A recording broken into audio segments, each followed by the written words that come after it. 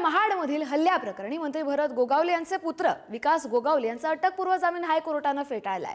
फरार विकास गोगावले यांची माहिती देणाऱ्याला सरपंच 1 लाखांचं बक्षीसही देणार आहेत। रायगड जिल्ह्यातल्या महाड नगर परिषद निवडणुकीच्या मतदानादरम्यान राष्ट्रवादी काँग्रेसच्या कार्यकर्त्यांवरती हल्ला झाल्याचा गंभीर प्रकार 2 डिसेंबरला दुपारी 1 वाजताच्या दरम्यान घडला होता।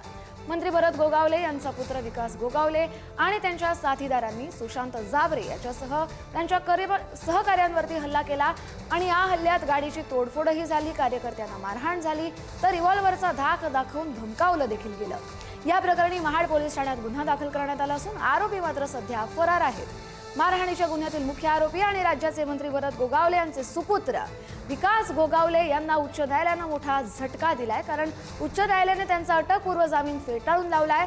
लोकशाहीत एका जबाबदार मंत्र्याचा मुलगा अशा गुन्ह्यात सहभागी होत असेल तर हे गंभीर आहे, असं परखड मत देखील न्यायालयानं व्यक्त केलंय।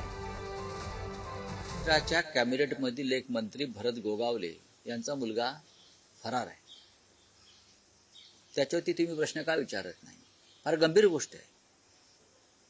महाड नगरपालिकेच्या निवडणुकीत अटेम्प्ट टू मर्डर एका काँग्रेसच्या कार्यकर्त्याला ज्या पद्धतीनं त्यांच्यावर हल्ला केला ठार मारण्यासाठी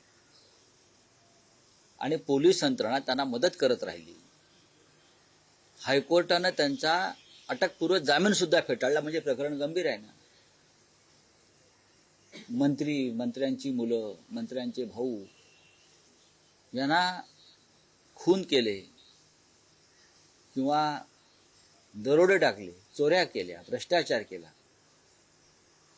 तर त्यांना काय गृहमंत्री देवेंद्र फडणवीस आणि राज्याच्या पोलीस महासंचालकांनी अभय दिलाय का?